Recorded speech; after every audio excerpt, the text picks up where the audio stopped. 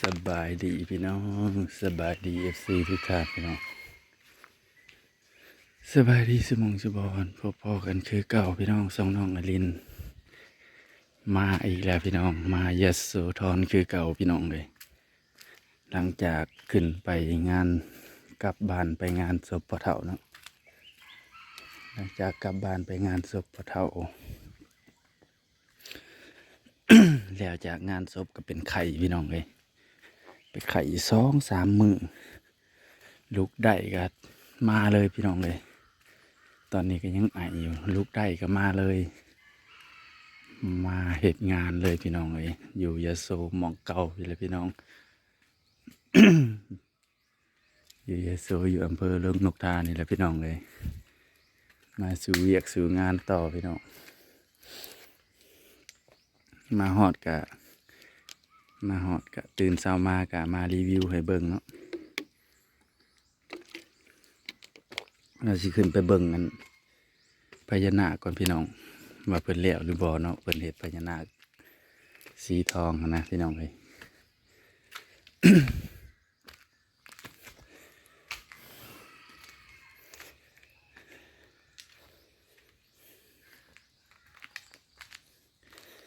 สบายดีสตาร์วันใหม่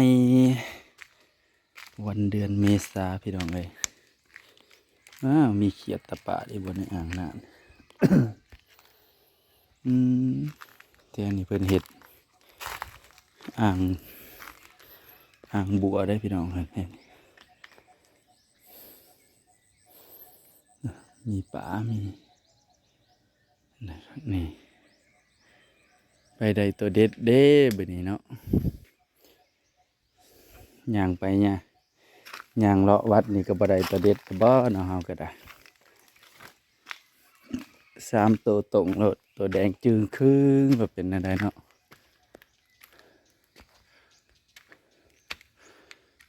เพิ่นเลี้ยวแล้วได้พี่น้องเอ้ยพญานาคสีทองนะเพิ่นเลี้ยวแล้วเพิ่นเฮ็ดนางล้านขึ้นโอ้เพิ่นเฮ็ดนางล้านขึ้นไปถึงจอมเจดีย์ได้พี่น้องเพิ่นสิทาสีใหม่บ่จักเจดีย์นี่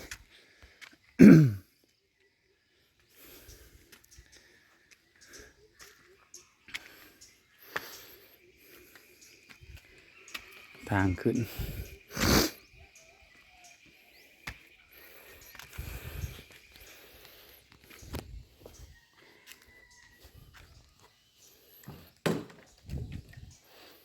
เดี๋ยวสิเบิ่งขึ้นเบิ่งอยู่เทิงเจดีย์ก่อนพี่น้อง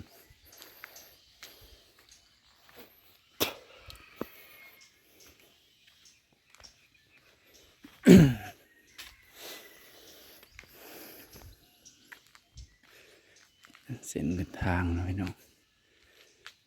ขึ้นเบิ่งเทิงเจดีย์กันพี่น้องเลยเท่า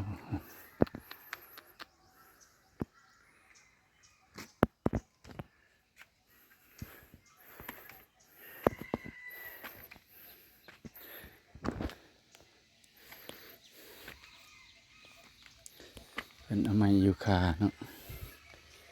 เป็นเอาไม้ยูคาขึ้นมาเฮ็ดนั้น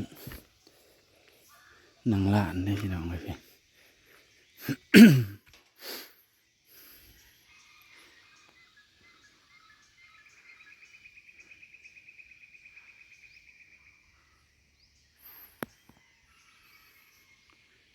สูงขนาดพี่น้องเดี๋ยวหาสิขึ้นเบิ่งเดี๋ยวหาสิขึ้นชมวิวมุมสูงนะพี่น้องเนาะ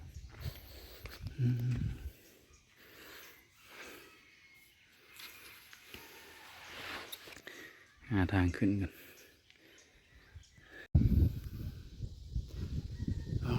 เจ้าพี่น้องเลยคิมขึ้นมาเทิงนี่เห็นหอดลังผู้พี่น้องเลยพวกเห็นหอดหมู่บ้านผู้หมู่บ้านตัวความสูงพี่น้อง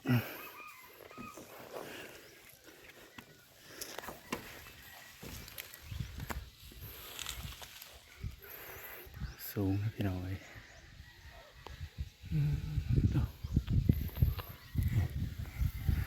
นางลานยังบ่ถึง โอ้เพิ่นสิขึ้นมาแปลงตัวนี้เนาะพี่น้องมันโคตรเนาะลมมาแล้วมันโคตรแล้วก็เพิ่นก็สิทาสีใหม่อีกลมมาแล้วมันโคตรพี่น้องเอ้ยมุมสูง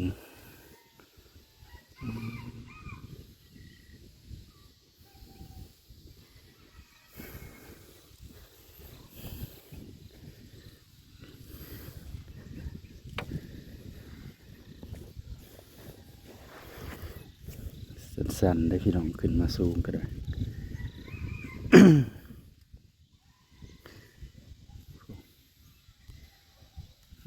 เดี๋ยว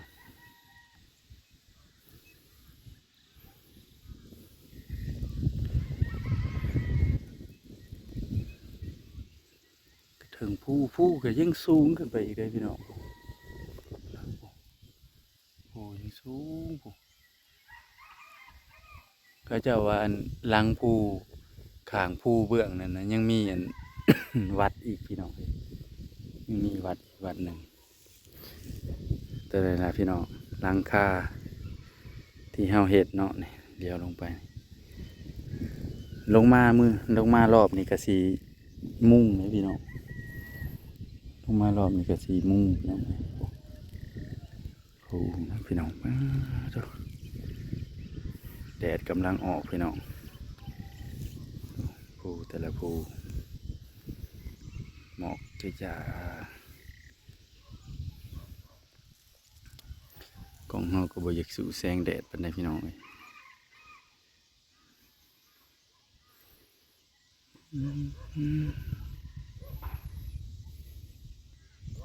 บรรยากาศมุมสูงพี่น้องว่าเจ้าจนเสียวพี่น้องเลยพอเดี๋ยวเห็นฮอดหมู่บ้านเนาะ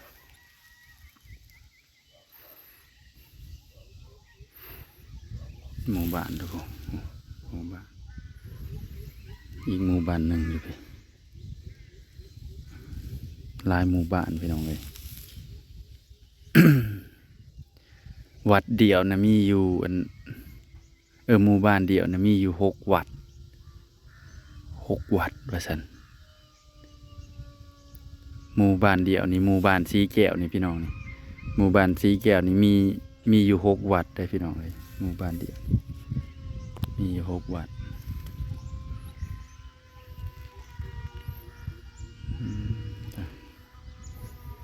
สูงพี่น้องสมภาพมุมสูงความสูงนี่ตึกจักสันเด้นี่เนาะตั้งแต่ตีนภูขึ้นมานี่ความสูงนี่มาอยู่พี่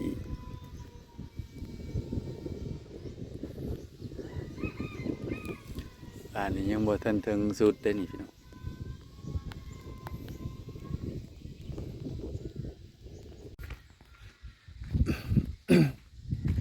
ไม่อยู่ค่าเบิดหลายเติบพี่น้องเบิด3 ตันละได้เพิ่นว่าเบิด3 ตันเลยยังบ่พอเฮาก็บัดขึ้นมุงอันหลังคานี่สิได้ไปหาไม้อยู่ค่ามาได้เนาะพี่น้องมาบัดนี้เฮาสิมาเบิ่งอัน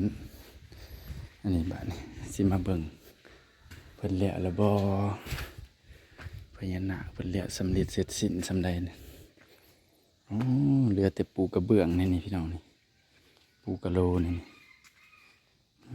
เหลือแต่ปูกระเบื้องกะโลนี่พื้นนี่เนาะน้องหันเพิ่นก็แล้วได้พี่น้องเอ้ยน้องหันเพิ่นก็แล้วผู้เก็บสีเก็บรายละเอียดแล้วเลยมองอันที่เท่าสุวรรณนี่เพิ่นก็ใส่ลูกแก้วแล้วพี่น้องเดี๋ยวสำเร็จเสร็จสิ้นเลยพี่น้องเอ้ยแต่งขันแต่งยังได้แล้วพี่น้องบ่มีเลขบ่หาเลขโอ้ย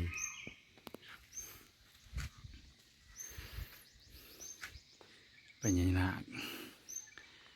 านาคสีทองพี่น้องปู่ขึ้นไปขึ้นอยู่พูนจอมบนไหนเมื่อกี้นี่ขึ้นยืนอยู่ปู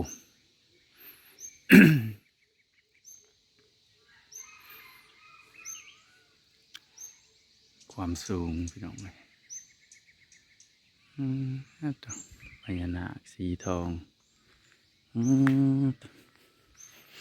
เพิ่นเฮ็ดหม่องไว้ลูกแก้วได้นี่เนาะหม่องวางลูกแก้ว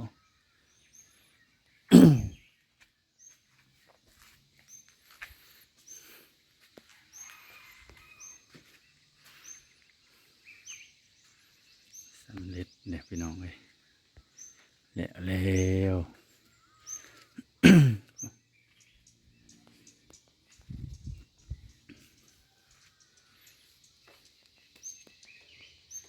ลือแต่เพิ่นสิปรับปรุงอันเจดีย์เนาะเพิ่นสิเฮ็ดสีใหม่ เพิ่นสิเฮ็ดสีใหม่เลยก็เพิ่นสิสีอันดัดอันยอดอันน่ะใหม่ยอดสัตว์บ่เพิ่นเอิ้นยอดสัตว์บ่พี่น้องเฮาก็บ่ฮู้ว่าเพิ่นเอิ้นยอดชื่อแนวใดเนาะสีทองเลยพี่น้องพญานาคสีทอง7 หัว 7 เสียนเนาะ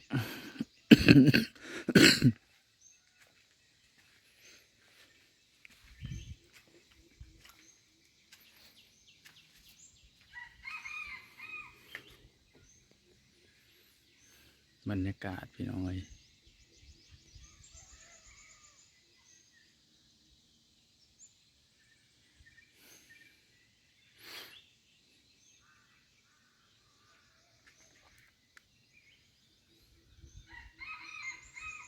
นะพี่น้องเดี๋ยวไปเฮ็ดงานในการกับพี่น้องเอ้ย ได้เวลาเลยพี่น้องเดี๋ยวสิรีวิวหมองเฮ็ดงานให้เบิ่งเนาะว่าเอาสีมามุงแต่ใส่ซำใดแหละเนาะ พบพอกันคลิปหน้าพี่น้องผิดพลาดประการใดก็ขอโทษขออภัยนำหลายๆเด้อบ่ค่อยได้ถ่ายคลิปพี่น้องเอ้ยก็อย่าลืมเบิ่งลืมชมเด้อพี่น้องเด้อดนลงเทื่อหนึ่งก็ได้พี่น้องเอ้ยเราบ่ค่อยมีเวลาถ่ายลงเนาะ